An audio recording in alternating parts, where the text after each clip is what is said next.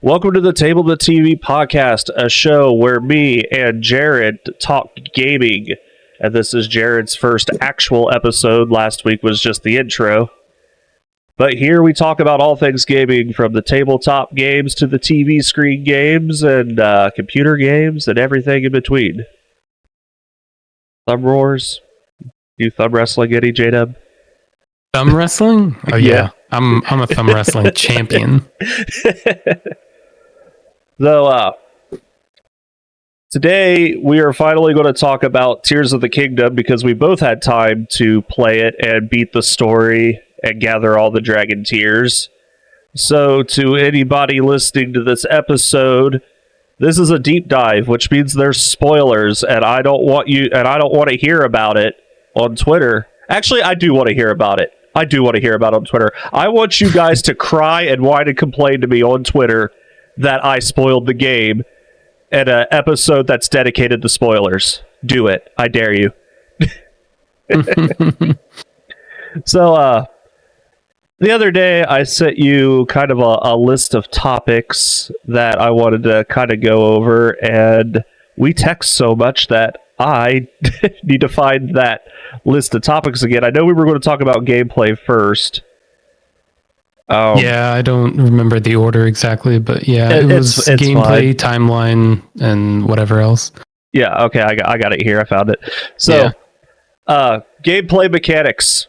This one was a big one because so many of us thought this was just going to be Breath of the Wild 2 rather than like its own entity, so to speak. First of all, how do you feel about the different abilities before we get into each one? Yeah, so I like them better than Breath of the Wild personally. I missed remote bombs. I did really enjoy remote bombs from Breath of the Wild, but I felt like Ultra Hand was a really good kind of a really good like substitute in for whatever stasis or whatever that was before. Basically, I think everything was great except for I miss my remote bombs. I really miss my remote bombs. I mean, bomb arrows are nice, but like they remote bombs, to be able to set them off when you want to. Yes, I do miss that. I want to say agree with you there. I like these abilities better than Tears of the Kingdom. I know a lot. I see people on Twitter complaining that there's no cryosis, but I'm like, aside from the water temple, did we use it? I didn't use it. I hardly did. I mean, there were a few shrines where it came in handy, but not really anything. So Nintendo, like, as a good call, not just giving us more of the Sheikah Slate abilities, because like that was like, because like this is like one of the few direct sequels of a Zelda game, and I don't know why we were worried about it, but a lot of us were, because like in none of the other sequels do they just give Link his arsenal from the previous game, so I don't know why we were worried about it for this one. I don't know. A lot of us were worried about that, though, and I would say from the Breath of the Wild stuff, the remote bombs, I missed that, but I don't really find myself missing anything else from it, really. Like, no, I mean, most things like just were brought back, like the overall. I mean, the overall like feeling of the game was very similar. But there were plenty of things that were different. Like different side quests, different... the shrines were different. You had... just like... There were just plenty of things that were different about it that really, really made it its own. Something that really stuck out to me for this game is that... climbing was easier in this game, I feel like. I mean, you got the ascend ability, obviously, but like, I didn't even bother going and getting the climbing gear. I never needed it. Did you end up going to find the climbing gear? I found it by chance. Oh, So I you just did? kind of had it like just normally. Yeah, I found it by chance, and I used it a lot, just to make the easier. But yeah, I don't know Yeah. if I don't know. I hadn't played Breath of the Wild recently enough to remember if it truly was easier, but I didn't really have a problem with climbing before I found the gear. So Yeah, yeah. in Breath of the Wild, I used it all the time. Like, the only time I switched out of the climbing gear is if I had to. Mm-hmm. Yeah. I never even found it. Like, I don't know where it's at because, like, I didn't 100% complete this game. No, yeah, it's yeah. It's gonna be hard. It's gonna be hard to do that if you ever want to. But yeah, I don't remember where I found it. Honestly, I don't remember where I found the climbing gear. I just kind of found it randomly, I think. Yeah. Yeah, that and we got shrines again, and I like these shrines better,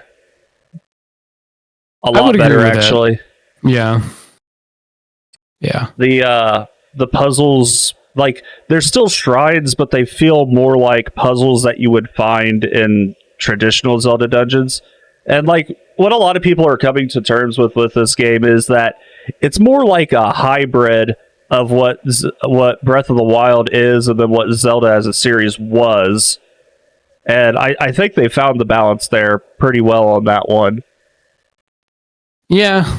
I would definitely agree with that. Yeah. I think it was a nice hybrid. And I don't know if you noticed, they take away your ability to use auto build when you're in the shrines, so you can't cheese them that way. Yeah, Because I noticed. Everybody would just hover bike through all of the shrines at that point. Yeah. Yeah. Do you have a shrine in particular that you remember off the top of your head that might be your favorite? I remember liking a good few of them, but I can't remember any off the top of my head personally. See, my favorite one was the one where you had to build this stone like contraption thing and put it on the rails and then like put fans on it. And I've seen so many people on TikTok just use like cart shields to get through that. I cheesed that one completely. Yeah.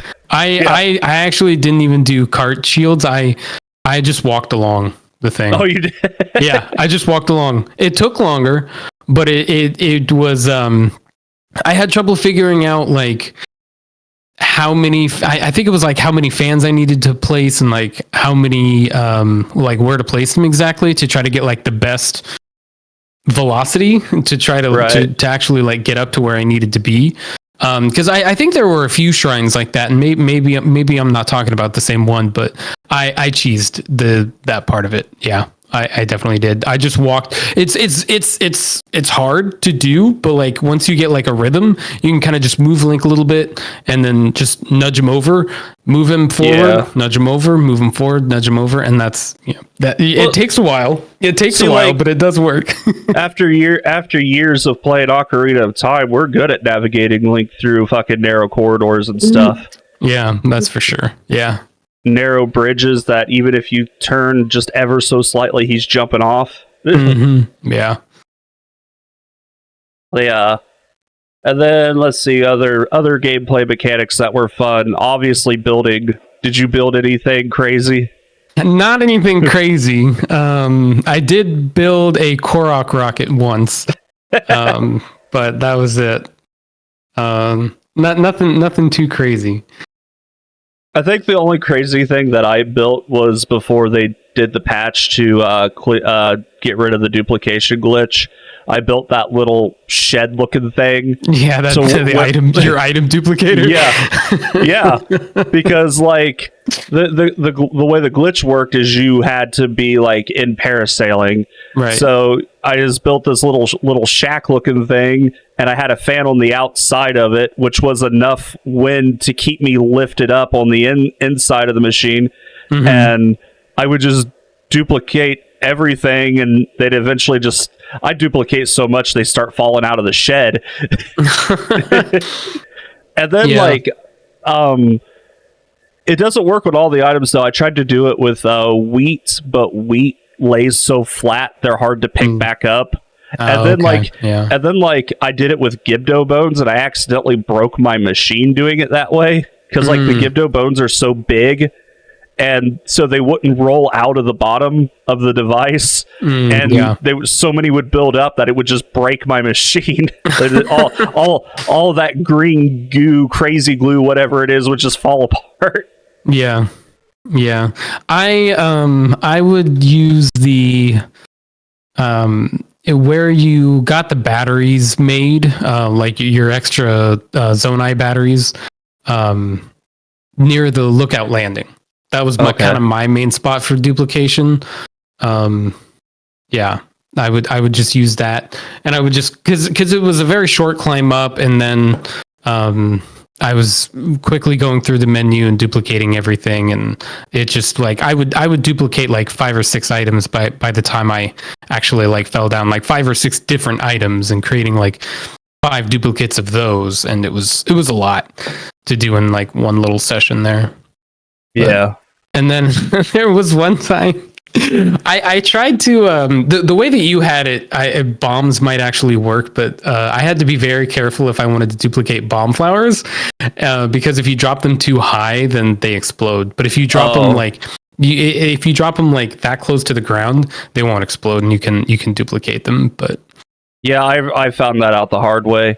I was down there. So did I. So I was down there at the Great Abandoned Mine where you trade in your Zonite, and I was duplicating bombs, and I would just like duplicate, like I was just trying to I would typically duplicate like 20 or 30 items before I just pick them all up at once. And after about like 9 bombs, and I duplicated the next set of 5, they just all blew up on me. Yeah, I think if you had like too many around at one time, I think that's the thing too that makes them explode. But yeah, that wasn't fun. Learn shit the hard way.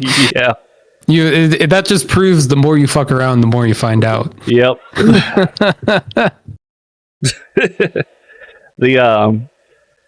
We got item fusing in this game, which was a lifesaver.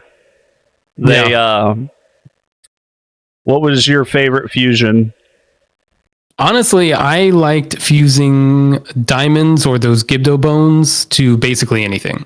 Yeah, like they just kicked ass. They just kicked Gibdo ass.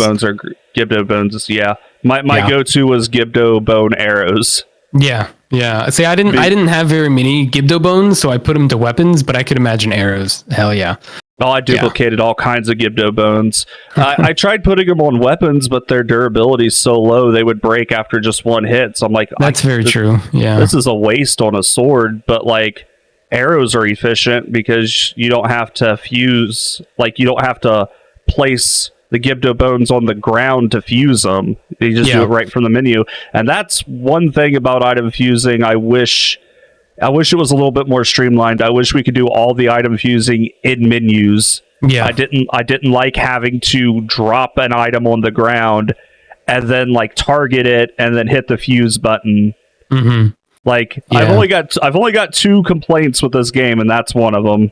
Yeah. And also, whenever I would like, I just naturally pick like everything up that I drop or that I get from an enemy or something that they dropped. So I'll like pick everything up and be like, oh shit, I wanted to fuse that. So I had to go back to my menu, drop it, and then fuse it. And I'm like, this is annoying. Just let me fuse from the menu. Yeah, that would have made things a lot easier. And the only other complaint that I have is also your only complaint, and that's the abilities from your partners. Yes, that was really annoying. Yeah, I hated that. I hated it so much because in my experience, they would run away from you when you were trying to approach them. A lot of times, their running speed is faster than your normal running speed, so you have to sprint just to keep up with them. Yeah. Did you ever play Sonic Heroes back in the day? Yeah, I did. It's like like sucked. remember how like when you were Sonic, like or Yeah. you were like your speed character and your allies were like in a triangle formation behind you. Yeah. That was kind of like it was like that, but like reversed. And I Yeah. was just like especially during the Spirit Temple, or not the Spirit Temple, the Lightning Temple, whatever one you had Riju for. Lightning. Yeah. And like I would be like get your ass over here, Riju. I'd be like chasing after her. She's just like running away. I'm like, Yes. no, fucking I would need your ability, please. Yeah, and that's why I kept the Goron out too. Yunobo. I was just like, all right, fine. I'm gonna use you because you're slower because you're a Goron because you're fucking huge. But I'll just use you. So I used his fire for the boss a lot of times. Yeah, he was the easiest one to use, but I didn't use him very much. I only really used him fighting the boss from the Fire Temple. Yeah, and then to clear out rocks and stuff, so I didn't have to actually like break weapons. Didn't have to go out of my way to make sledgehammers to break these rocks. I just used Yunobo to do it, right? Yeah. Which is nifty sometimes, but sometimes it was annoying too because like when he runs into ores and stuff, they go flying, so you got to go chase after them. They don't just drop to the ground where they were at. They go flying all over the place. Yeah, plus his like area of effect was not very big. Like when you would use him to break rocks, you kind of wish it was like a little bigger. It was a little inconvenient there But what was great with Yunobo is he made a fantastic vehicle weapon because every time you made a vehicle, he would pop up and you could fire him off. So like I'm on my hover bike. The first time I tried to fight a Gleeok, I'm like, I'm going to try to cheese this. And I was just firing Yunobo at the Gleeok with while riding a hover bike. It didn't work, but like yeah. I had to beat Gleeok the right way. I actually beat a flame Gleeok right before this. I was testing my new controller and I beat a flame Gleeok. Nice. Took a while. That's the one that I fought too. Nice. But I came back. I over prepared and came back to him. And like I said, Gibdo Bones. Like once I had Gibdo Bones, that was my go-to weapon. I became like 90% archer, 10% sword fighter. I fought. You watched me. I beat most of the Ganon fight with the bow. Yeah, because the Gibdo Bones are just so good. Yeah. The combat in this game was a lot more challenging in Breath of the Wild, though. A little too much, so in my opinion. It was rough. Like, I'm glad Guardians weren't in this game because, like, I couldn't imagine fighting a Guardian with all of these weapons that have been decayed. None of the weapons do shit for damage, which is by design because they want you to use the fuse ability. But like, god damn, these weapons don't hit for shit. Yeah, but then the enemy's weapons do. They one-shot you almost every time. Oh yeah, every time. Every time. Fucking 16 hearts, one shot. Yep. Ridiculous. I know. I was like, fuck me if I don't dodge. Like, just... Yeah, and I'm not good at it. I became good at it because I was fighting all those Lionels and the Depths trying to get Majora's Mask. Yeah. And so, like, you do that fight like 30 times because you're getting wiped every 5 minutes. Then, you sort of get good at dodging. Yeah. And, you know what? It makes me mad because, like, you find these people on Twitter that are, like, a little bit better gamers, but then, like, they have an attitude about it, too. And they're like, oh, Lionels are easy. And I'm like, fuck you. Yeah. I'm glad they're easy for you, but like, don't demean the whole rest of the community that have trouble with them because they are hard. Yeah, especially the Gloom Lionels. They oh my god, in front of like when you're going down underneath Hyrule Castle, beneath it, there was that one Gloom Lionel, and you didn't even have to fight it. You could just walk past all of those enemies, but I took like 10 tries just to beat it, and it was very hard. Did you go fight the ones to get Majora's Mask? No, I killed like 2 of them, and those are all Gloom ones too. Yeah. And then the last one has rock armor on it. Yeah, I was just like, I died after I was able to kill like 2 of them. For some reason, they were a little bit easier. Maybe they were just, maybe that was just the way it was, or maybe I was just more awake and alive that day. I don't know. But the battlefield's also much bigger than the one in the depths, and also there's gloom all over the floor when you're fighting that one too, underneath Hyrule Castle. Yeah. So you got to watch where you're stepping and dodge him, and it's a real pain. I didn't fight him. I just hover biked over it. But yeah, I killed 2 of the Gloom Lionels from the Majora's Mask, and I had the other one kill me, and I was just like, I'm done. I'm good. Dude, so I was talking to some people on Twitter, and they told me they used ancient arrows, and I didn't even know you could get ancient arrows in this game. Yeah, I didn't know that either. Oh, well, you could get the ancient arrow head, and then you fuse it to an arrow. Oh, okay. But same effect as in Breath of the Wild. As a matter of fact, in Breath of the Wild, I've never beaten a Lionel in that game. Even during the DLC for the making it to where the Master Sword never runs out of energy. Did you do that one? I didn't finish it. But I know which one you're talking about. There are just enough ancient arrows to deal with the Lionels in that DLC. Just enough. You won't have any left over. So, luckily, that's how I got through that, those ancient arrow Lionels, because towards the end there, you've got 3 of them running at you. And I'm like, nope, pop. Yeah. Fuck you. Yeah. I do feel like, kind of going back to arrows and stuff, I feel like headshots were a little bit easier to do. They were. Okay. I'm glad that wasn't just me. I noticed that too, because they made it to where the Keese eyeballs can homing on them, and I never felt the need to use them. I never did either. Even against Gleeok, I didn't use them. Yeah. But I have watched TikToks of people using them, and they're nifty, but I didn't need them.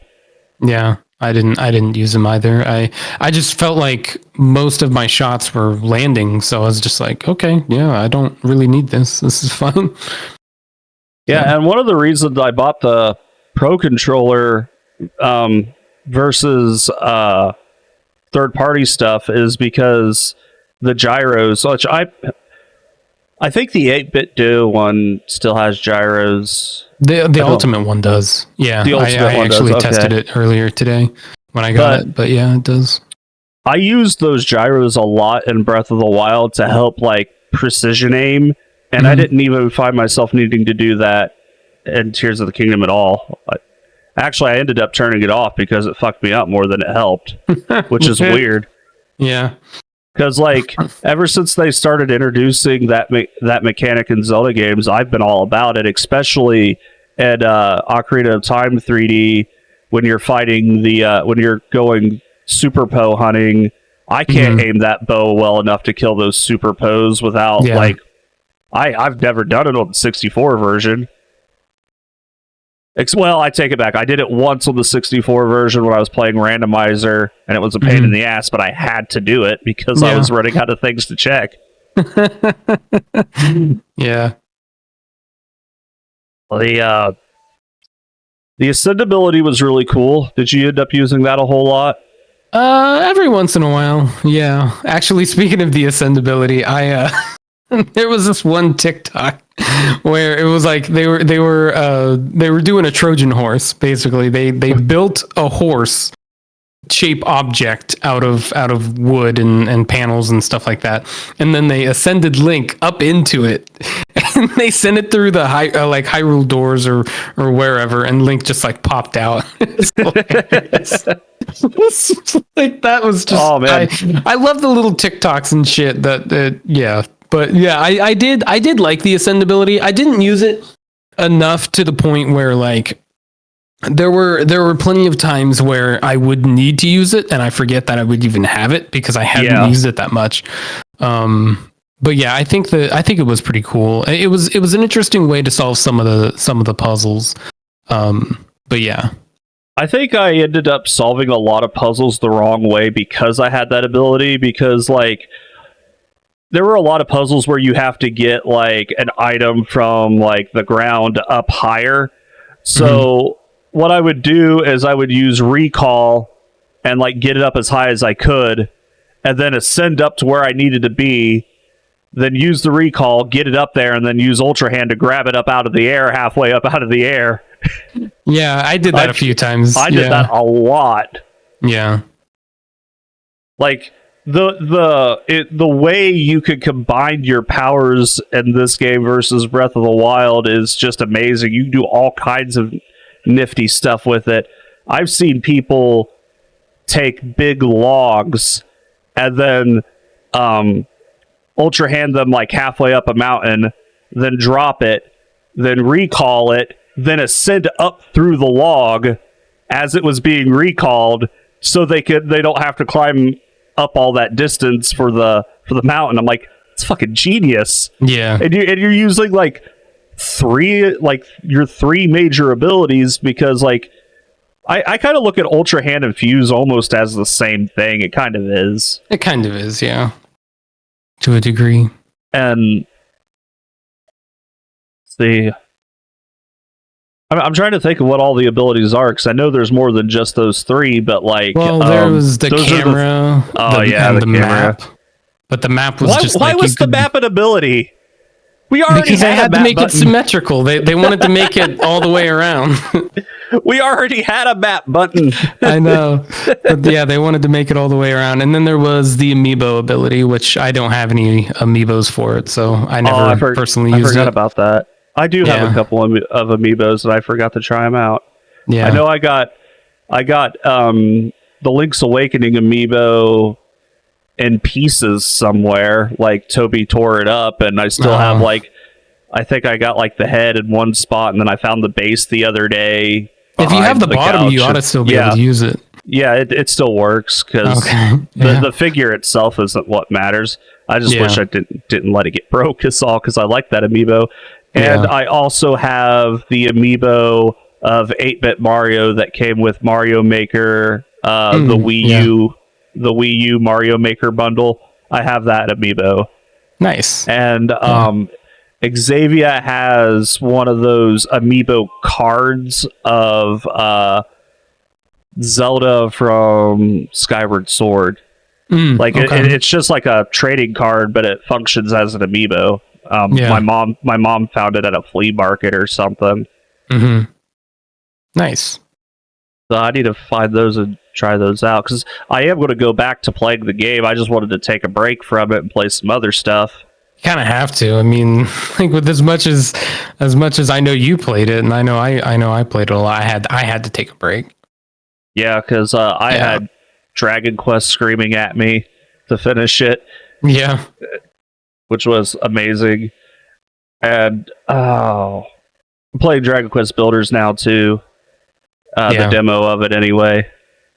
Yeah. And then like we've been messing around with Zelda Randomizer, which is the best. Yeah. The multiplayer Zelda Ocarina of Time Randomizer was the best. It is fun. It's definitely fun. I'm just so glad that I got that we got it to work, because I was reading that the mod loader only works with version 1.0 of the game, and you don't use 1.0 to create the randomizer. You just use I think it's the just whatever the normal version is that's on most like ROM websites and stuff. So it's probably like the second version or whatever, that after they did that's not necessarily true, but like, you know how they changed the music for the Fire Temple. Yeah. I don't think they did a recall of those older carts, but there's been evidence found that like the revised version of that of that game existed before this game's ever hit the shelves. So it was like they realized it was a problem, but not enough of a problem to go through and pull all the carts they already printed back. Yeah. Because the story behind that was they were just using some random sound they found off of a sampler album, and they actually did track down the album that it came from, and it's called like track 76 or something like that. Oh, huh. Because it just came off of this CD of sound effects. And also they used that song in the N64 version of Cruisin' USA, and they didn't feel the need to change that, so I don't know what their deal was. Yeah. Interesting. But the story of this game, man. Yeah, it's interesting. I don't know. I mean, I did like the story, but in terms of like where it falls in the timeline and everything, I'm like, I don't know. Oh, we'll talk about the timeline in a minute, but I just meant like as a standalone. We'll talk about it as just a standalone game for now. Okay, yeah. So that one, it's as a standalone game. I do like it better than Breath of the Wild in terms of story. Me too. I think it was a lot more involved. I mean, I think that I think it was even longer, like because we had all the temples, but we also had we had our regular temples, and then we had the spirit temple, and then we had finding Ganon and all that stuff was a little bit longer. Dragon Tears. And the Dragon Tears, yeah. Everything was a lot more involved. And Matt Mercer fucking killed it as Ganondorf. I loved him for Ganondorf. Yeah. Yeah. Like I was already like I was already a fanboy of that guy because like I watch his YouTube channel Critical Role from time to time. Mm-hmm. And so like I probably would have loved it even if it was bad, but it was really good. Yeah. Yeah. As a matter of fact, go ahead. As a matter of fact, all the voice acting was so much better. They had like more direction or something. Yeah, I hear. I mean, I definitely agree with you. I think that the voice acting was really, really good. I hear some people don't like Zelda's voice, but I was just like, it's pretty good. I don't have any qualms with it. But yeah, I didn't have any problem with it. Yeah, all we need to do is get Link. we need to get Link talking. We had Link talking back in the late 80s, early 90s. Technically, yeah. And that's probably why he doesn't talk in video games. That show did not age well, man. Well, yeah. That was bad. It was. Well, it's fun to watch for nostalgic reasons, though. Yeah. They couldn't make that show today, though. Yeah.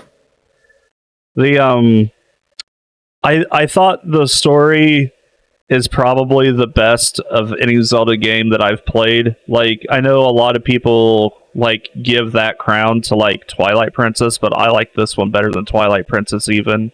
Can I be completely honest with you? I didn't really like Twilight Princess's story that much. It was okay. Like it was okay. But that's it. Like it was okay. Like it wasn't great like this one is, I feel like. Yeah. I mean, and that just comes with story typically taking a back seat in the traditional Zelda games anyway. None of them have like this like super crazy awesome in-depth story. Yeah. Like most of them is just more of the same. Go smack around the bad guys, save the princess. Mm-hmm. I would say, even though I don't like Skyward Sword as a game, I would say I like Skyward Sword story better than Twilight Princess even. Yeah, I think I would probably agree with that, yeah. But I like most of the stories better than Twilight Princess, to be honest. Yeah, the ones that have it anyway. Yeah. I think my favorite Zelda story, if we're not talking about Tears of the Kingdom, Tears of the Kingdom is probably my favorite, but before that it was Majora's Mask. Oh yeah, for sure. Like Majora's Mask story is, yeah, that was really good. That world really was actually alive. Mm-hmm. Yeah. I love that one. Yeah. But I do like Ganondorf's demeanor throughout this game. Mm-hmm. Yeah. And I really liked Rauru. He was really cool. For sure. Zelda actually was pretty cool. My only problem with the story of this game, and it just comes by design, is after every single fucking dungeon, you have to listen to the Imprisoning War story again. Yeah. It's the same cutscene, and that's just because you could do these dungeons in any order, so right. It's like... But I mean, like, oh, that's the Imprisoning War. And I'm like, okay, the first time you hear it, it's interesting, and then, second dungeon, the Imprisoning War. Yeah. Okay, we've heard of it. I feel like the game could have done like a check to see if you already have, like, if you've already beaten one of them, and then like kind of like build on top of that. And like the game lets you skip it, but you don't want to skip it because you're like, what if there is something different? Yeah, each cutscene is slightly different, but the general, because like there are different characters, and also it's not like the story's being told to you, the player. It's being told to your buddy that's there with you, like Sidon, but like the story's being of the Imprisoning War is being told to them, not you. Mm-hmm. So from like, I guess from like a standpoint of like it making sense, it makes sense because like these sages are talking not to you. Right. Yeah, but that like, makes sense. But like, you get tired of it after the second time. I feel like, especially since like I did Sidon third, and I already don't like Sidon all that much. Like, and he was like, "Oh, the Imprisoning War, that's what it is," and I'm like, "Yeah, this again." Yeah. Did you have a favorite partner? For utility, Yunobo, and for like combat, Riju. Okay. I take that back. I take that back. Okay. My favorite is Tulin. Like if I could only pick one, it's Tulin. Yeah. I would agree with that. He's useful. Yeah, I think mine I think Yunobo would have to be mine. Just because Tulin is cool, but it's not Rivali's Gale cool. I do miss, and in fact, you know what? Speaking of gameplay, I mentioned the bomb arrows. I miss Rivali's Gale as well. Yeah. I do miss Rivali's Gale, and for me, I feel like Tulin's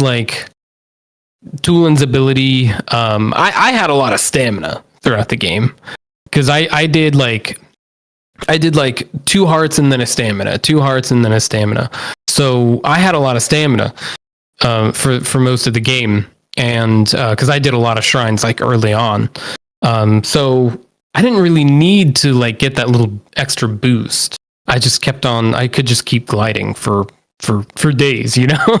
Right. But, yeah. I used it all the time because I ignored stamina entirely, and I regretted it halfway through the game. Yeah.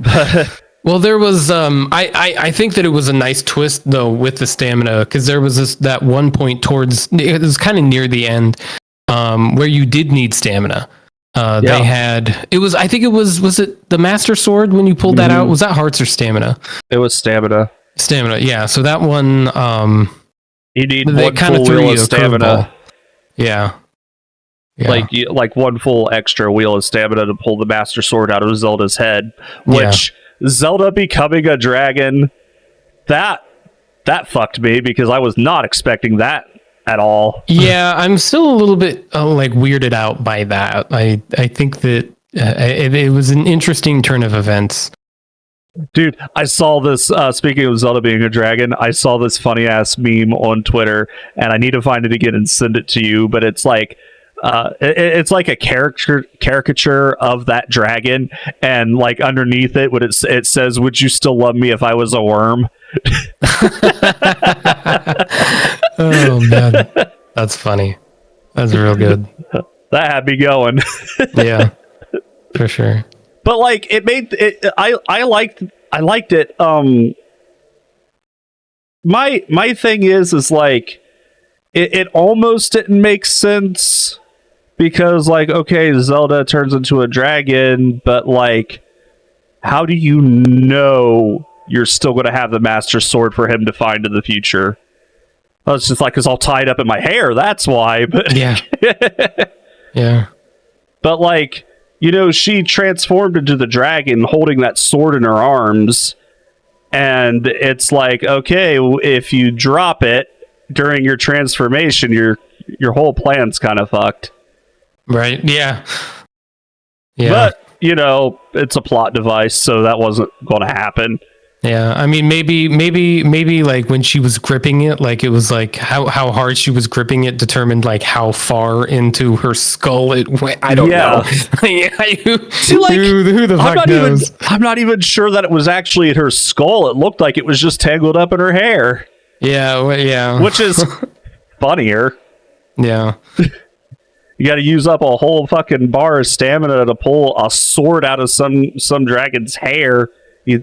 You'd think it would just like slice through it, probably, but no. Nah, Zelda couldn't be bothered to use conditioner. So no, right? Oh man.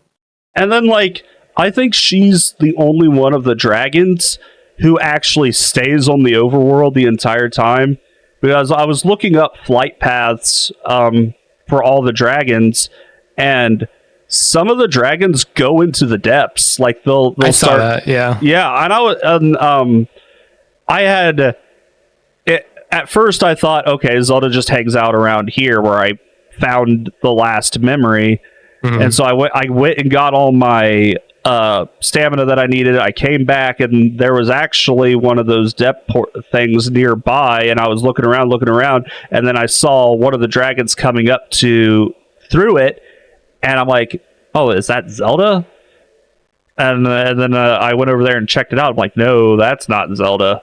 Yeah, yeah, I saw that. I think it was like Farash or something. Yeah, I was down in the depths. I have no idea which dragon I saw, but I was like, that's a fucking dragon down here. What the fuck? That's insane. That is insane. Do you remember most of the memories? For the most part, yeah. Did you have like a favorite part of the memory section of the game? I think my favorite was the what was the woman's name? Raru's queen. What was her name? I forget. She died basically. Yeah, she died. Yeah. I think it was that was probably Sophia my favorite memory or something like that. Yeah, that was my favorite memory mainly because of the suspense. Yeah, it was very suspenseful and very exciting. Are you talking about the one where like Ganondorf is like doppelganger Zelda? Yeah, and yeah, that was a really good one. Yeah.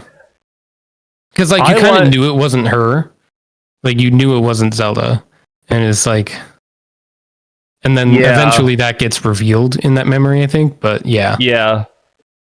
I think my favorite one, and it's mostly for comedical reasons that it's my favorite, is when they discover Zelda right after she time travels. Because she's just like laying on the ground wearing these weird ass clothes, and they're like, "Hey, what's up? Come with us. We're gonna hang out and be your best friend, right? And not question any of it, right? Yeah." I almost think of it. When I first saw that, I immediately thought of like a swinger couple. So we just saw you from across the field, and we think you're attractive, and we want you to come home with us. That's the kind of vibes it gave off, right? and they just and when Zelda explains that she's from the future, it's just like cool. Yeah. All right. Yeah. No questions asked. Just, yeah. Sure. Cool. Yep. Cool beans. Cool beans. Next topic, please. I really liked Raru's sister too. Minoru. Minoru. Yeah. I think my second favorite was when she was when she went into the Puripad. Yeah. That was probably my second favorite memory. I think like the one that got me the most was when Zelda turned into a dragon, because I was like, are you really going to do this? And I half expected somebody to barge in and stop her or something, and I'm like, oh, this is happening. Yeah. Yeah. And that whole like the from a cinematic point of view, it was really impressive the way they did that, all the lights. Honestly, the cinematics of the game entirely, I was pretty impressed with them. Yeah, the cutscenes like were directed and wonderfully. The effects were really good. The music was really good, which the music in this game just like beats Breath of the Wild's music just into the ground. Mm-hmm. Like I appreciated Breath of the Wild's music and how it was used, but like Tears of the Kingdom's music is so much better. Mm-hmm. Yeah. And I also appreciate the enemy variety too. Like you had like what, 5 enemies in Breath of the Wild? You had Lizalfos and fucking Keese and oh god, I can't even remember them all. You had Lionels. Mm-hmm. But like everywhere you go, it's these same enemies, and Tears of the Kingdom has a lot more enemies. And like when I saw this game's version of the like, I was like, oh my fucking god, this is terrifying. Like, but it's so cool because we haven't seen a like in a while. Yeah, the likes were pretty cool. I like those. Yeah, and I had it in my head for a minute. Another new enemy, the Moblin bosses. They're really the Bokoblin bosses are really cool. And how they fight as a unit. Yeah. I also liked it how they had the enemies in hordes sometimes. They had like groups of them, and there was like that combined HP bar where like you kill them and the HP just goes down little by little. I thought that was pretty cool. Like I also liked you liberated like Lurelin or something like that, and you had to kill like all of the enemies, and it actually had to like drop down to 0. Or like at the end of the game when you had to fight off Ganondorf's horde. Yeah, that was really cool. I had it. I lost it.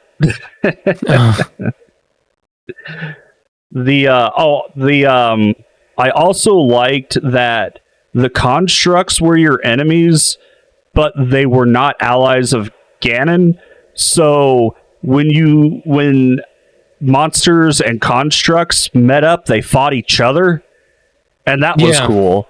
Yeah, that was interesting. I would stand back and just like watch them duke it out. Yeah, and then take on the winner when they have like 2 HP and they're about to die anyway. Which like in late game, it's usually constructs just beating the crap out of everybody because like they I mean they all have fused weapons, but like the constructs can fuse new weapons. I don't think I ever saw a monster do that.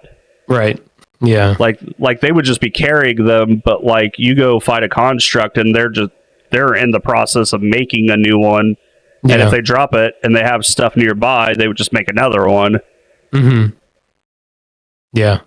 And the mini bosses in this game were really nice. The Flux constructs, who I've seen people lovingly call them Mr. Minecraft. Oh, yeah. The block guys. Mm-hmm. Yeah, I liked fighting those actually. Those were fun to fight. Yeah, I liked them. I was intimidated the first time I saw them until I realized how you beat them, and I'm like, oh, this isn't anything. Mm-hmm. Like even the hardest ones were pretty easy, but like finding different ways to fight them was fun because like sometimes they'd go up into the air and you can't reach them. Yeah, so I would just like pop out a hover bike because that's what you do in this game. That's the real star of the game is the hover bike. But then I was going through TikTok, and they're like, "No, just jump on these blocks and recall them." And I'm like, "That's so much easier." Yeah, I typically just used arrows, bomb arrows, and I just did damage that way until he like came back down. Oh, okay. Yeah, I didn't really do anything special. Yeah, that's how I beat the Wind Temple boss, was with arrows, and you told me that you just like dove through all the circles. Yeah. And then I watched Xavier do it, and that's how she beat him, was like diving through the circles of the boss. I'm like, that's so much cooler than what I did. It was so much fun. That remains my favorite boss of the game, I think, is doing that with the Wind Temple boss. Like, even though I didn't do it like the right way, it's still my favorite boss, because like, I mean, Goma is a close second, because like, I like that you have to use Yunobo to like break the legs. Yeah. But the Water Temple boss felt like a mini boss. And yeah. It can be challenging if you're trying to use Sidon's ability, which is fucking horrible. So I just use splash fruits to beat it. Like splash fruit and arrows. I died a couple of times because I was trying to use Sidon's ability, and then I just went into using splash arrows. Actually, I didn't even use arrows. I just threw the fruit. Yeah. And I just beat it that way, because I was like, honestly, the whole water portion of this game, I didn't like. Maybe like it was kind of lackluster. Yeah, Sidon, the temple, just everything. I was just like, no, I'm good. And then they give Sidon a wife, and I think that's designed specifically to put an end to like the Link Sidon ship everybody was doing in Breath of the Wild. I think that character exists solely for that reason. Yeah. Yeah. But I mean, like, she gives you your Zora armor, which is cool. Like, I like that armor. And also a quality of life upgrade they did with the Zora armor is you don't have to push A at the waterfall anymore. You just hit the waterfall and you go straight up it. That's great. That was really good. Yeah, for sure. As far as like my favorite part of the phenomena was the Gerudo section, which is weird because those are typically my most hated parts of Zelda games. I hate the desert.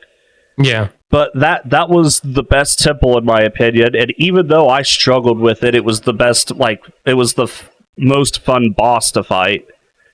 Like, that Queen Gibda, oh my god, that's... I didn't struggle against Ganondorf that much. Like, I don't think I died against Ganondorf. I died like 8 times against the Gibdo Queen, though. Yeah. Yeah. And then I know you were talking about you wish that you could fight the bosses again, and I did see 2 of them in the depths, so you can fight them again. Oh yeah, I think I did see that once before. I fought the Fire Temple boss again, and then I saw the Gibdo Queen, and I'm like, fuck that, I'm not fucking with that. I just flew right on past. Yeah, I think there was one time where I did see the Fire Temple boss.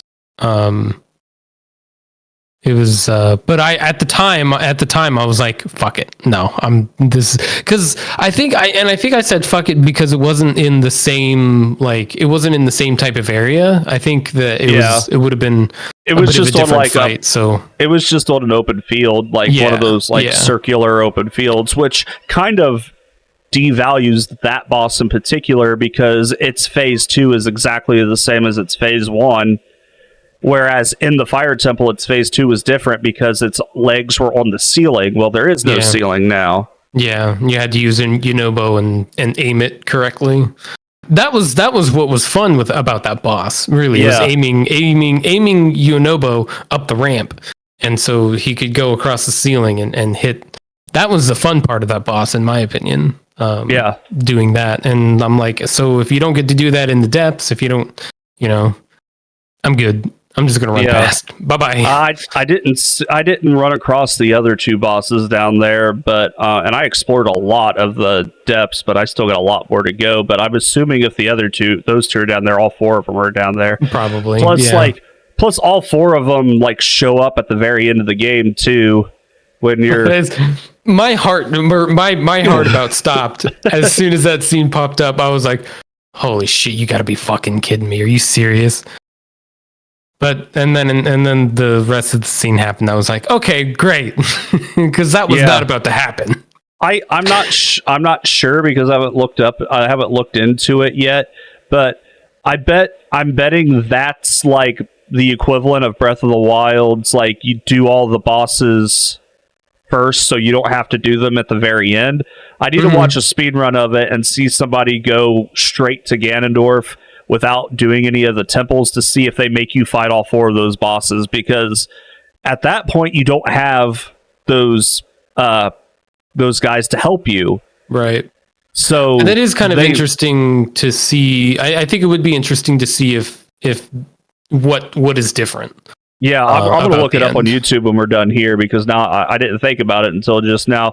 I'm sure somebody has it on YouTube where they just went straight to Ganondorf, and I bet they make you fight all 4 of them probably down there, because your partners aren't there to help you. So what? Yeah. Like they're not going to be there to distract the bosses while you do the whole cliche run into the tunnel after the last boss as it fucking barricades down behind you and you can't get back out. Like, you know, that trope is so played out. Mm-hmm. I was surprised they used that trope. It was, I was too. Just kind of like, this is random. But... Yeah, and then like I went back to like see if I could hear them fighting on the other side of the rocks, and I couldn't. Mm-hmm. Yeah, I think I did the same thing. I kind of went back. I was to the point where I was like climbing on the rocks, and I couldn't hear anything. So yeah, and then the Ganondorf fight, it was fun but not hard.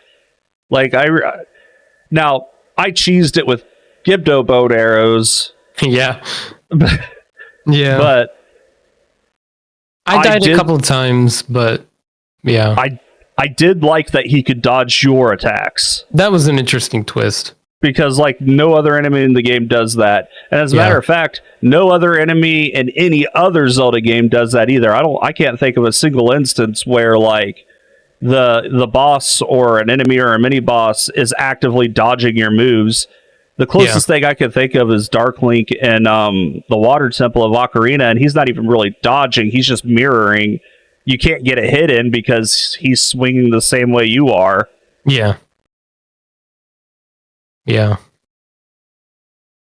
That the Ganondorf fight, and then like him turning into a dragon, and then you got Dragon Zelda and helping you out fighting Dragon Ganondorf.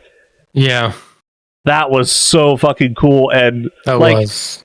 I'm not usually a fan of the Chinese dragon types, like the serpent type of dragons. I like the European style dragons more so. Yeah. Like from like Skyrim and stuff, but like even Ganondorf looked cool in that. Yeah. Like the eyes. The eyes are super, like on Zelda 2, they're super weird and creepy, but like there's just something about them, like, you know, they could have probably gotten away with just being like solid black eyes or something, but like they're all super colorful. Yeah, I actually thought that the eyes were going to be the weak out. Point. Yeah, I thought so too, because that's a Zelda thing. Yeah. Yeah. Like at a certain point, you just know how to play a Zelda game, right? Yeah, pretty much. Yeah, because most of them play about the same. Mm-hmm. That man. So the we could start talking about the timeline a little bit since we're talking about story anyway. Yeah, the timeline's fucked. It's completely fucked. The timeline was something people didn't like already, and then this game just came and was like, all of this.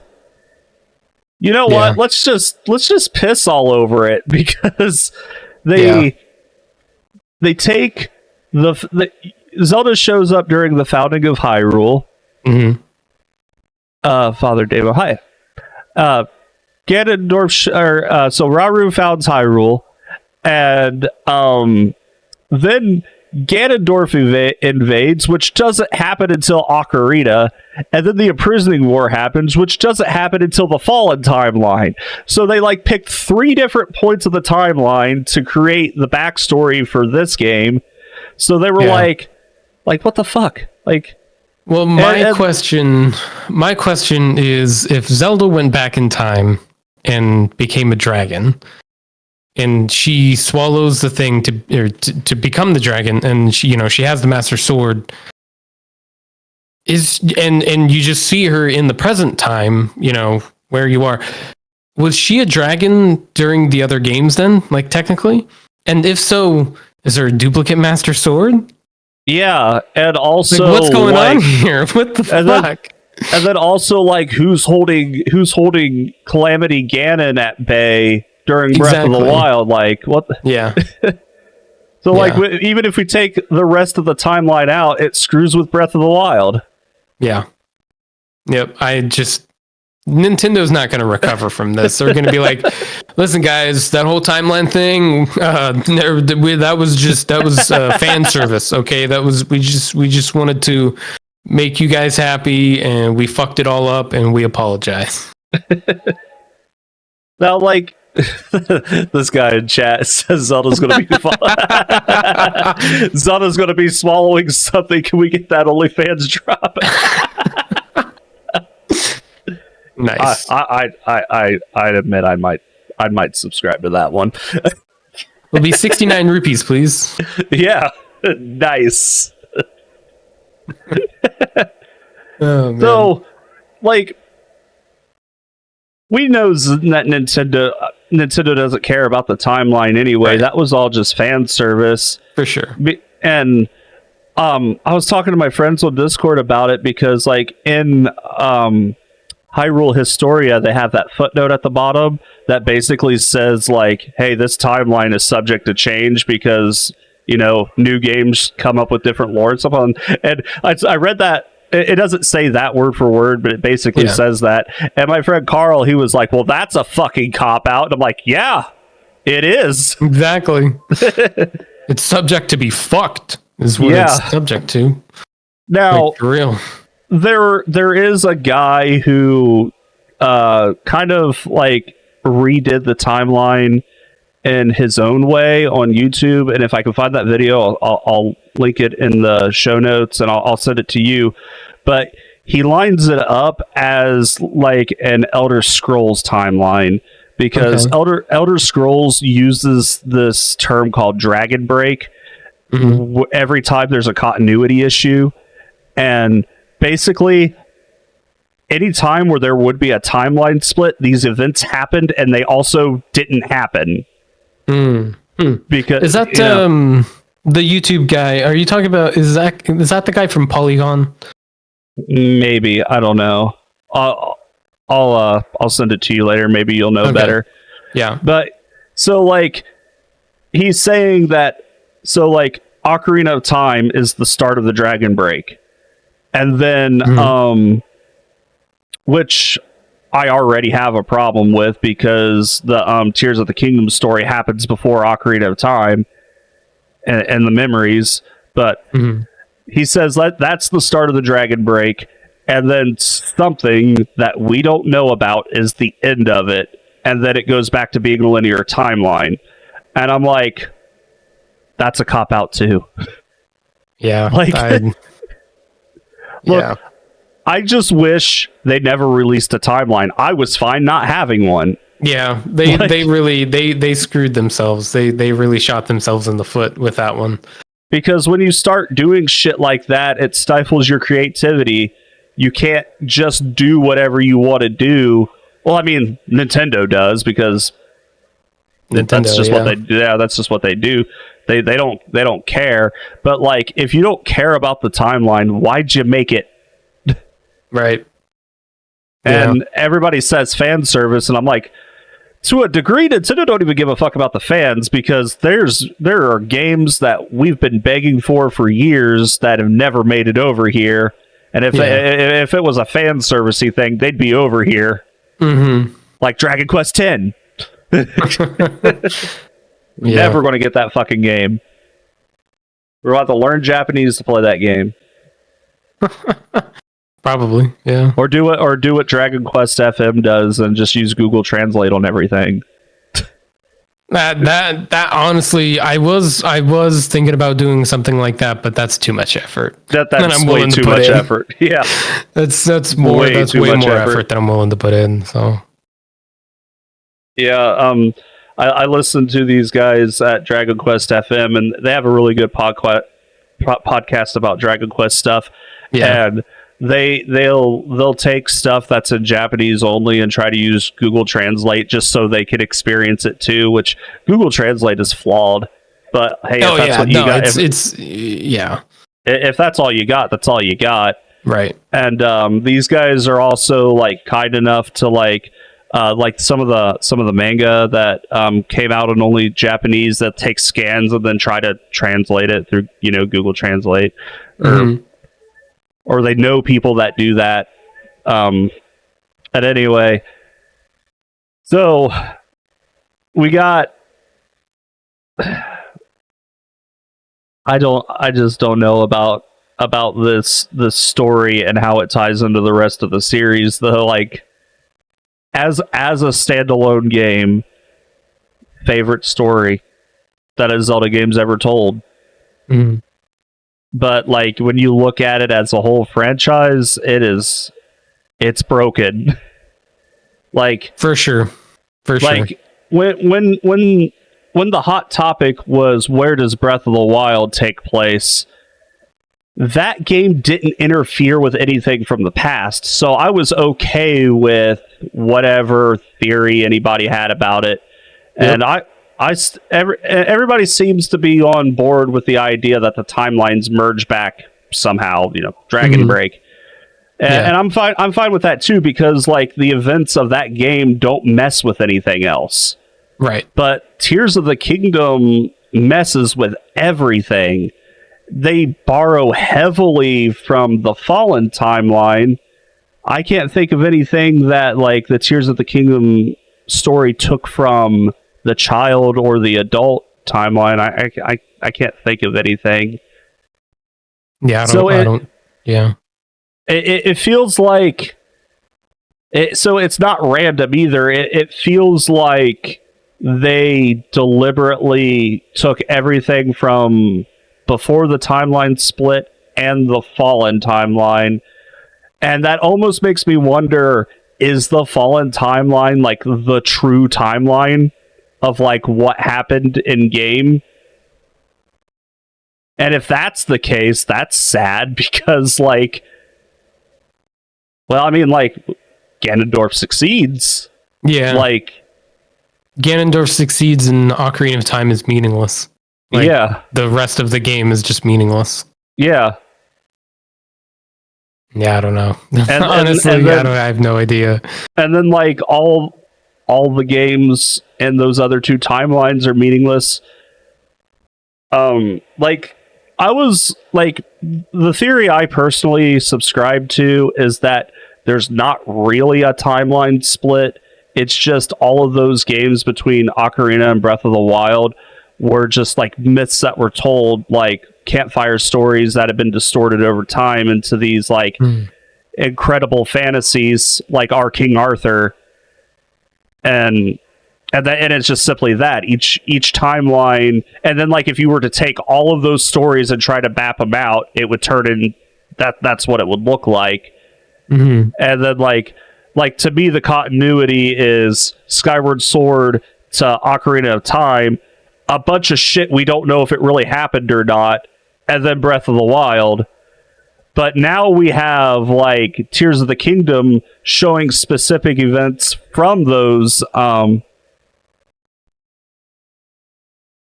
what? He's the Issa Carl Dream Factory. That's Carl. 7 ads. 7 ads? Shit. That's rough. Yeah. Twitch is ridiculous these days. It is ridiculous these days. I'm just using it as a recording device. Like, yeah. Thanks, Twitch. Yeah. But like with Tears of the Kingdom showing specific parts of the past, and some of those parts being in a certain timeline, that kind of like opens up the debate of like, okay, well, does that mean everything in that timeline is accurate? Or is only some parts of it?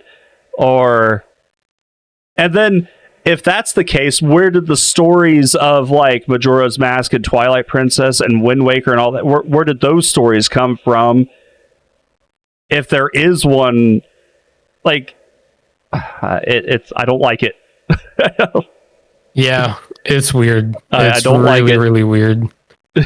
I would say like it would make sense if well, not it wouldn't make sense, but what if like there was Breath of the Wild, Tears of the Kingdom, and then Skyward Sword?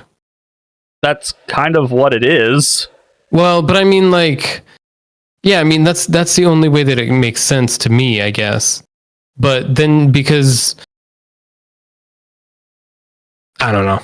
It's like I don't know. It's like everything it's like everything from after Ocarina of Time, actually including Ocarina of Time. Ocarina of Time moving forward doesn't matter because things they do in Tears of the Kingdom fuck with everything else. Like you said, the Master Sword. If Zelda's been flying around as a dragon for 50,000 years or whatever it is since from Skyward Sword to Tears of the Kingdom, how is there a Master Sword in Ocarina of Time? How is there a Master Sword in any of the games they appear in aside from Skyward Sword? Right. Like, it doesn't make sense. Like, yeah, I don't know. The games before Ocarina of Time could still conceivably happen because none of those have the Master Sword. You know, that's a lot to do with the Four Sword. Right. Yeah, I don't know. It's way too confusing. It's way too it's way above my pay grade, which is nothing. So, you know. Do you think that because Zelda went into the past, I made a busted timeline that's separate? See, that's a possibility too. But the thing about it is that we don't know what's going on with Breath of the Wild for real, and this game is a direct sequel of Breath of the Wild. And so if Breath of the Wild falls into that timeline, then Tears of the Kingdom would have to as well. It's the same Link, it's the same Zelda, which is not something they do very often. Right, because I mean, like you had said before, if Zelda's in the sky, then who's stopping Calamity Ganon? Yeah. Where is Calamity? Like, what? I don't. That's a whole nother thing too. It's like they're and I know we were kind of messaging back and forth about this before, but they don't talk about anything that happened in Breath of the Wild. Nothing. Almost nothing. Like, I've seen it mentioned like twice. I saw Vaughn Meadow mentioned once in the Rito Village, and that was about it. Okay, so Zelda says something along the lines of Link saved the Hyrule from a great evil. You know, doesn't say Calamity, but if you go to the area where all of the dead guardians were in Breath of the Wild, there is a plaque dedicated to the heroes of the Calamity. Oh, okay. Written by Zelda. Oh, okay. Yeah. But like, it's almost as if Breath of the Wild never happened, because like Mifa's mentioned, but like no, Rivali's never talked about. Urbosa's never talked about. Yeah. Like none of the old champions are mentioned at all except for Mifa, because like she hasn't really the Zora's age, and you know. Yeah, the Zoras last a lot longer than so like anybody else. A lot of those Zoras were alive during the first Calamity, so like they were there. But then like this game takes place 6 to 10, maybe 15 years after Breath of the Wild, and no one seems to remember it.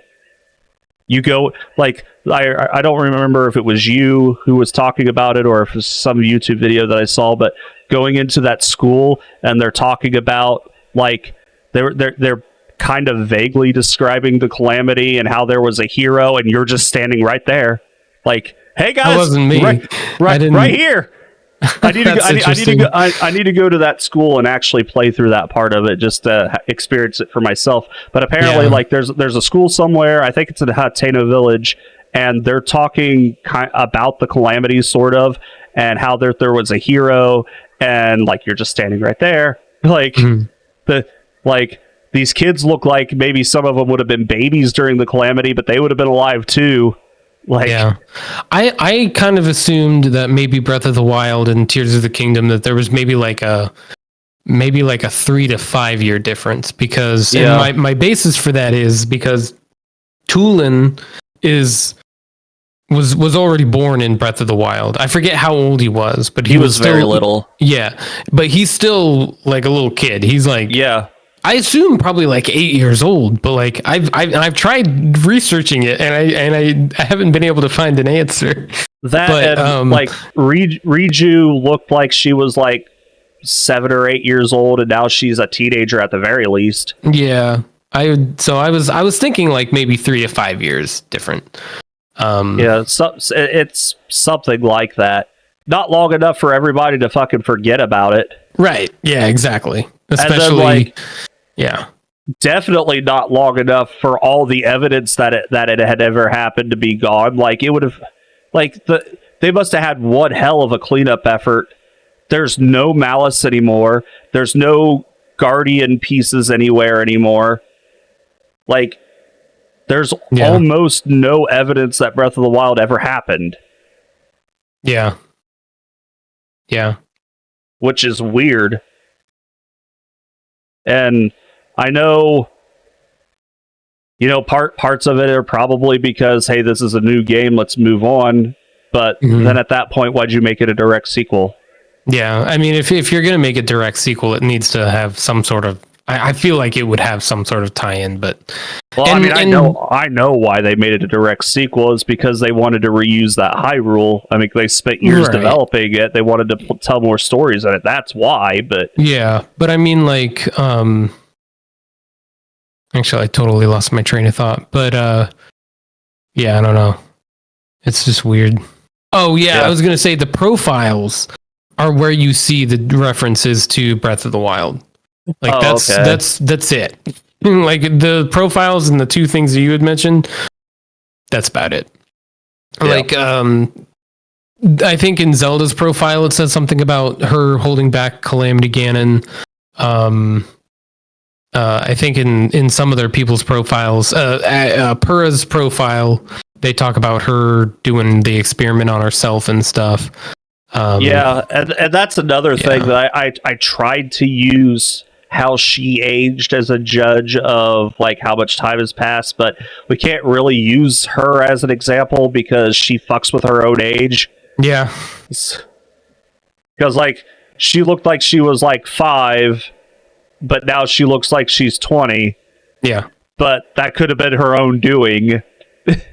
Yeah, I think it was she, well, yeah, that definitely could have been her own doing. Like, she turned herself into a kid by accident. Right. And I think she aged herself up. Potentially. Kind of brings, like, why isn't Robbie, like, trying to be part of this? Because he's older than fuck. And he's just as much of a genius as she is. Like, I don't know why he's not. Like, maybe he saw what happened to her and he's like, nah, I'm not fucking with that. Right. Yeah, that's yeah. We really shouldn't try to figure out the continuity between Zelda games, but I've given up. Yeah, I really have. It's hard not to think about it when it's right there in front of us. True. Yeah. But like I said, as take the timeline out of the equation, this game's story is fantastic. Mm-hmm. Yeah. Oh man. Yeah, it certainly is. So, is this going to be a game that you return to at any point in time? I mean, I'll definitely stream it at some point. It'll probably be sometime, maybe within the next few months, or maybe a year. I don't know. It just kind of depends. I've been really enjoying streaming the Zelda randomizers, but I've streamed every Zelda game, so I gotta, I gotta do it at some point. I feel like it's my duty now. Yeah, to stream every Zelda game at least once. So you ever play that Cadence of Hyrule? I did, yeah. I wasn't a huge fan of it. I didn't like it either. Yeah, I couldn't really get into it. It was fun, but it wasn't for me. I don't think. So AI GPT says that it's possible that Breath of the Wild could be a possible timeline of the merging of the end of two timelines. Well, I don't know. See, like, Breath of the Wild was so standalone from everything else, it's really hard to use it as a baseline for anything. It pulls references from all three timelines. That's why I have a problem with MatPat's video of that it belongs in the Fallen timeline, because he says because of Lionels, and that Lionels exist only in the Fallen timeline, then Breath of the Wild must exist in the Fallen timeline. Well, we can't use that as an argument because the Chew jelly monsters are also in this game, and they don't appear at all in the Fallen timeline. So we can't use the inclusion or exclusion of monsters as a basis for where it goes. Yeah, that makes sense. Something the working theory is that something merged all the timelines together, and there's just so much time in between the splits and the and Breath of the Wild, we don't know, and they've had multiple opportunities to figure that out. They could have done it with Hyrule Warriors, that would have worked. They could have done it with Age of Calamity, that would have worked. But no, let's Hyrule not. Warriors just that fucks stuff up even more. Like, yeah, it does, and I'm glad that's not a mainline game, because it's not. Yeah, that's a whole bunch of more fuckery that, like. Yeah. You finished that one, did you? I watched all the cutscenes. Okay. I can't do Warriors games anymore. Yeah, I could stomach that one. But I finished it and I was like, nope, I'm done. I'm not doing any side quests. I just blasted my way through the story. Yeah. Kind of like I did with Persona 5 Strikers too. That one's another Warriors type game, and I slapped that one on easy. They had an easy difficulty, and I just slapped it on easy and just went through the whole story. It's like I will play these games for the story sometimes. Yeah. So Issa Carl, he's my friend IRL. Me and him played so much Dynasty Warriors and Samurai Warriors and Warriors Orochi when we were kids that I hate that kind of gameplay now. I just can't do it anymore. Yeah. But in chat he said we need a third Breath game. I think I can see them using this Hyrule one more time. I could see them using it one more time. Because Anuma did say that they spent so much time developing that particular Hyrule that they want to get as much as they can out of it. And makes sense. They probably will do a third game. I don't think they should, because I think it's already a lot to ask us to explore the same landscape twice already. I mean, the depths were nice and the sky was cool. It gave us some different stuff to do other than re-explore the same Hyrule, but they might do I could see them doing a third one, but I won't like it. I definitely won't explore it. Yeah. That'll be a for story only game if they do it. Yeah, I think that their decision to add the depths and add the sky, like, fucking insanely awesome.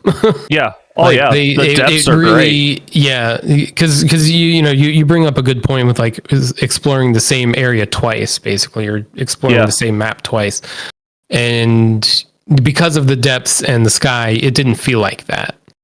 Yeah. Like I was playing through it and I was just like, this is a brand new game. And you know, it is, but it's not. Like it is, but it isn't at the same time. See, the Zelda cast put it the best. They gave us more of the same, but somehow got away with it because it does feel different. Yeah. Exactly. Yeah. And I think the depths were actually very surprisingly like there's not a whole lot in there, but like there's enough to make you want to explore. Man, and there's all kinds of shit down there. Yeah. That map is just as big as the surface map. Yeah, I'm just talking about like stuff that's in it. I haven't explored the whole thing. I haven't explored probably even half of it, to be honest. So maybe I shouldn't say that yet, but I explored probably about 70% of it. Well, I didn't explore it. I used a hover bike and went to all of the fucking all of the bulb things. What are they called? The light roots. Yeah. I found a bunch of those, and every now and again I would stop if I saw something like really interesting. Like I found a second vendor for crystallized energies. Yeah. And there's a whole story with Koga down there I haven't done yet. I haven't done that either. I went to the mine and I fought him for the first time. I don't know if maybe you fight him again or something, but I haven't done anything aside from that. You're supposed to go chase him into the depths that are underneath the desert, and I haven't done it yet. Yeah, I haven't done that either. Like, all I've done with this game is the main story. Like, I did the temples and the tiers. There's definitely still so much that I could do. I could probably put in another, I don't know how many hours I put into it. It's probably about 50 to 60 hours. I could probably put in another 50 to 60 hours just doing shit. Just doing whatever else I wanted to do. Honestly. I think the last time I checked, which the Switch doesn't do a very good job of tracking your hours, but the last time that I checked, it said over 80. Really? Okay. Yeah. But I fuck around a lot too, so... Yeah. Like, I really wish they had the save files keep track of, like, how much time you played. Yeah, I'm surprised that they don't. Yeah. That's weird. Because that's actually one of the things that I like about Dragon Quest 11, is it'll tell you how many hours you played, and by the time I was done with that, I had over like 112 hours into it. Yeah, that's a big game. I think most games do that. Like, now, granted, I probably spent a good 5 or 6 hours doing fucking gambling and stuff, casino stuff, but yeah. Oh, so we didn't really like. I guess like this was a spoiler episode, but we didn't like really do like so much of like a retelling of the game, which is fine. Zelda's a dragon. That's Zelda's a dragon. Spoiler. Yeah, that's the big spoiler. Zelda's a dragon, and I love it. Oh, dude, I saw a TikTok. Somebody built a house around Zelda's head to farm the shards that she drops. Oh, really? Interesting. Yeah, because she never goes underground. Yeah. So he just built a box around her head, put a cooking pot in there, for whatever reason, and like just shoots her with an arrow every once in a while, so one of her little shard things will drop inside of his house. He picks it up and farms them. Wow, that's really interesting. That's like really cool. Yeah. Actually, dude, people like get on TikTok, spend some time on TikTok and see how people are playing this game, because like they're doing stuff that I would have never thought of. Well, that's where I got the Korok rocket idea. Yeah. Or just torturing. I already cried about spoilers on your Twitter. But yeah, no, that's where I got the idea for the Korok rocket, because I saw this one TikTok, and they were like ground control to Korok 1. Yeah, I saw that one too. Yeah, he's like, we have liftoff, and it just sends the Korok into the sky. That's so funny, those man. poor bastards. Yeah. The shit that Look, people are making. Look, I get it. I was mad about how many Koroks were in Breath of the Wild too, but nobody forced anybody to go collect them. Right, totally. You only need half of them to max out your inventory, and you don't even need to max out your inventory. I mean, Nintendo deeply underestimated completionists. They were like, nobody's gonna want to complete this game, and then completionists were like, get the fuck out of my way. Yeah, and then their reward was a literal pile of shit. Yeah. What was it? Hestu's gift? Is that what it was called? Hestu's gift. It's just a coil, like a perfect coil of shit. Right. Yep. Which makes me laugh. It really does. But like I feel so bad for the first person to discover that. Like the first person who got all 400 and their reward was a pile of shit. Yeah. I wish that person would come forward on Twitter and just write a memoir about that experience. But it'd be hard to figure out who was actually the first person to do it. Yeah, you'd publish it and publish it into like into a full-on book or something. Just write a whole book about it and be like, call it the Korok Chronicles. Yeah, the Korok Chronicles. Korok Chronicles of Golden Shit. Oh man. I mean, people are crucifying these guys. I've seen people stick like 8 or 9 of them on like a rotisserie and just cooking them over the fire. Launching them into space. Yep. I'm like, Jesus. Like, it makes me think about that poor little baby penguin in Mario 64. That guy got off easy. Mm-hmm. Yeah. Oh, Jesus. Honestly, I don't think I ever really... When you find those Koroks like sitting around, it's like I gotta get to my friend, and then they show you where the friend is. I just drag them. Like I don't even for the most part, that's what I just do. use my Ultra Hand and just drag them. It's that easy. Or you just throw them on your hover bike. Yeah, yeah. Did you do much hover biking around? No, I didn't do much. No. Hover bikes are the best. Yeah.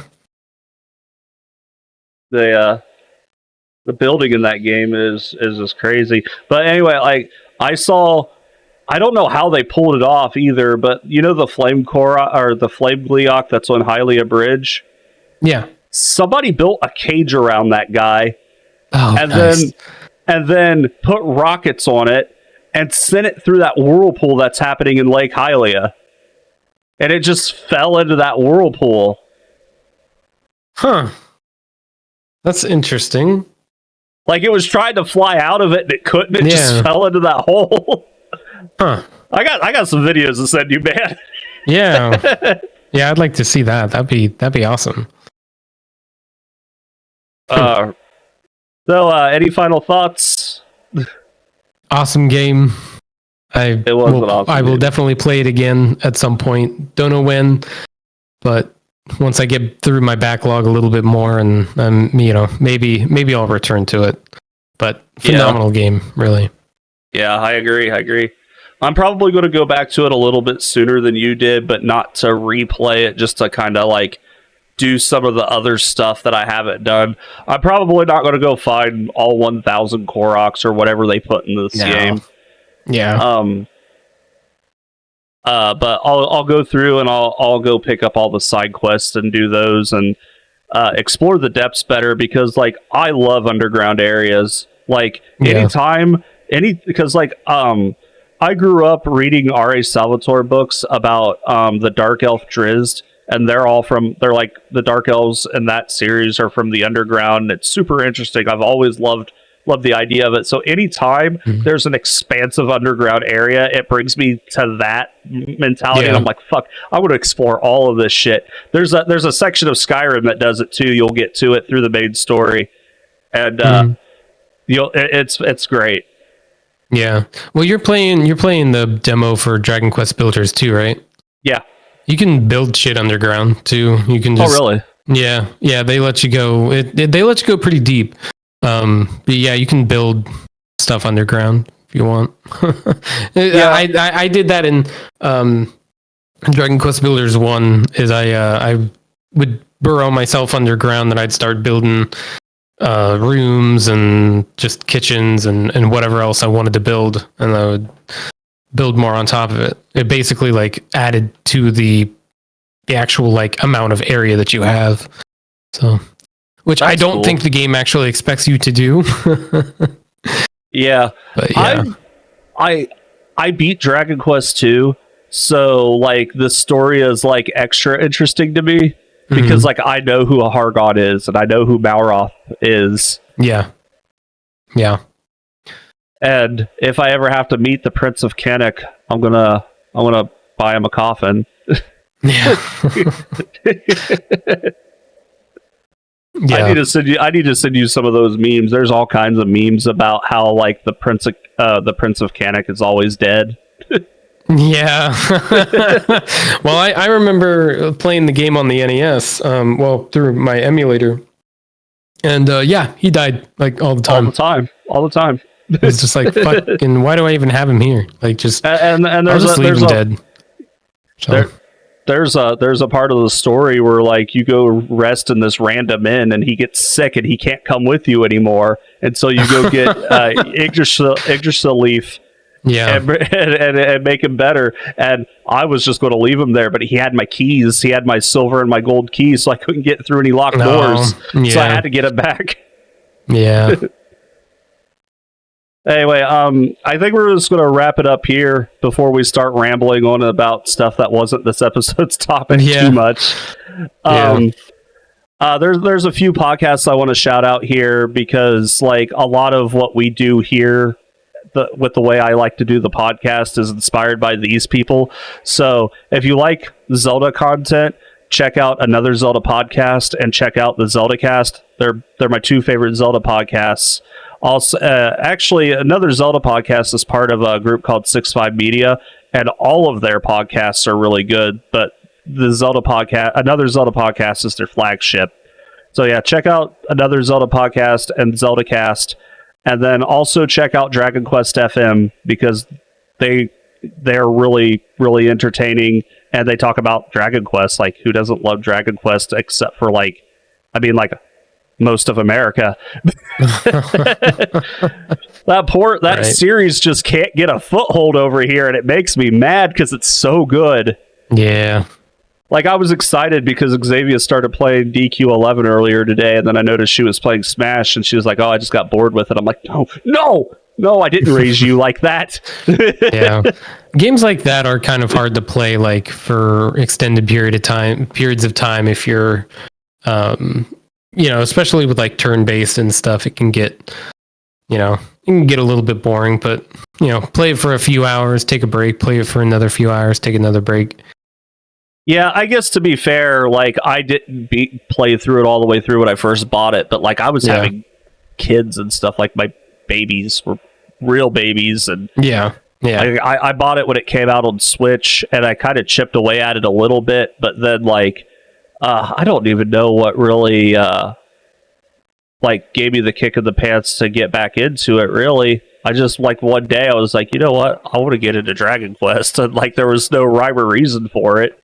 Right. Other than, like, let's do this. And then I started listening to Dragon Quest FM, and that like, keeps me motivated to play them. So, in the last couple months, I've finished... And when I say finish, I mean played since, like, I was level 20 on the file that I left off. So I just picked it back. I picked it back up from there, but I restarted the story because, like, when you go from 2D to 3D, it gives you chapter select.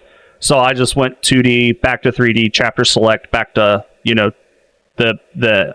intro. And then just played it from there, starting from level 20. So I basically walked through most of the game. Obliterating everything. For sure. Yeah. And then so I beat that, and then I beat Dragon Quest 1 on my phone as I was working, actually. Mhm. I think I sent you a video of what I was doing. Like I was working with one hand and playing Dragon Quest with the other. Yeah. Yeah. And then I beat 2 recently on the Switch, and now I'm kind of chipping away at 3, and I started the demo for Builders 2. Yeah, I started playing 2 on the Switch earlier today. I'm going to wait until the 3D remake of 3, which I don't know the release date of that yet. I'm not sure when it's coming. Does. But yeah, I think I'm going to go straight to 4 once I'm done with 2. Yeah. I think I'm going to hold out for 3. Like, cuz my thing is like I'm going to beat it. I'm going to play it and then I'm going to beat it and then the game's going to come out and I'm like, "Oh boy." Yeah. Kind of like how Skyward Sword was.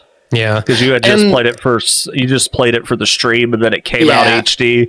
Yeah, and now I even have this whole thing with Persona 3. So they advertised, well, they leaked technically the remake of Persona 3, and I saw it and I was like, I'm gonna get it. I'm gonna definitely play it. But I just beat Persona 3 on Steam, and they had just released Persona 3 on Steam, the Persona 3 Portable. And I'm like, oh man, this is I'm gonna still do it because I fucking love Persona more than anything else. Really, it's probably one of my favorite game series of all time. But I'm like, I just beat this like a month ago, literally a month ago. Right. But yeah. So you can find the podcast on all the social medias, but we're mostly active on Twitter at Table to TV.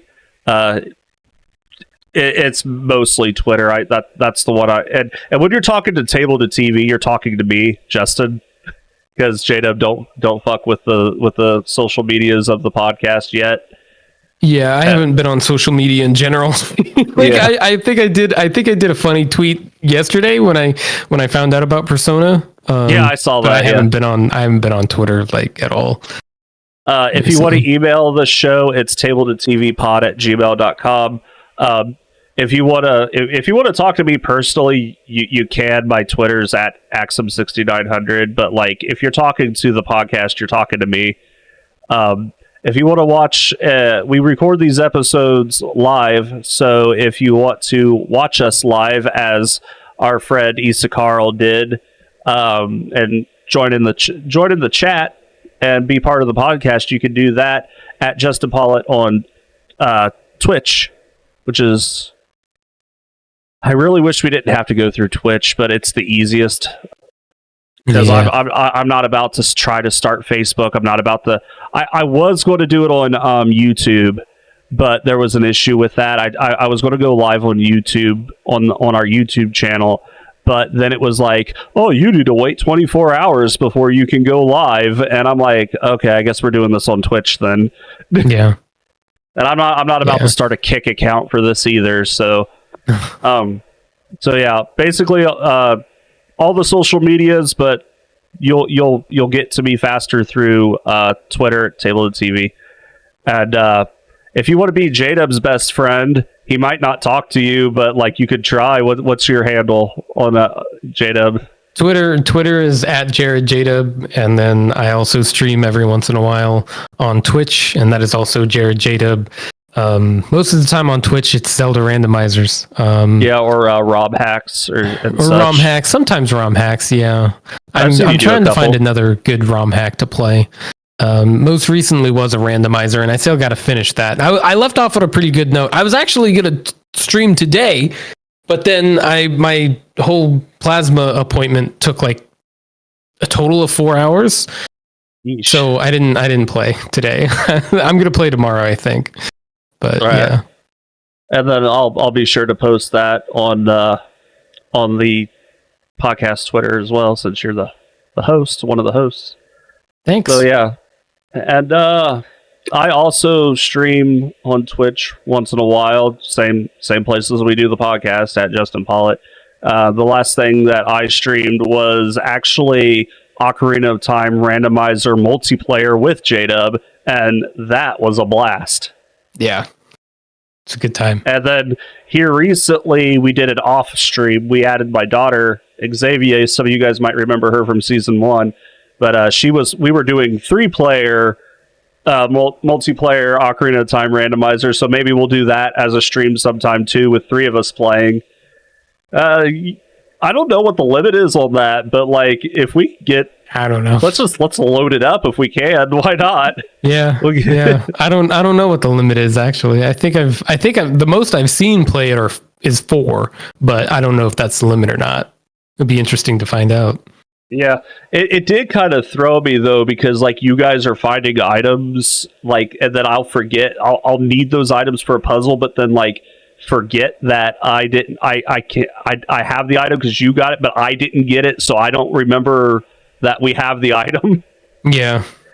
So like I was like, I went down to the thing. I need a boomerang, and I'm like, fuck, I don't have a boomerang, and then I'm like, wait a minute. Yes, I do, because like you guys got it out of the Scatola house or something like that. Yeah. Well, yeah, because that Skulltula, that glitch happened, and then I think it was 50 Skulltulas that needed was for the boomerang, and we got it. Yeah, because and now we're at something like 130 of them or something because of that glitch. Yeah. So, yeah, I guess that covers all of our bases. Yeah, and make sure you check out those other podcasts that I mentioned a little while ago, and we will see you in 2 weeks. This is a bi-weekly podcast because we're both busy AF. For sure. So, take care, everybody, and thanks for tuning in.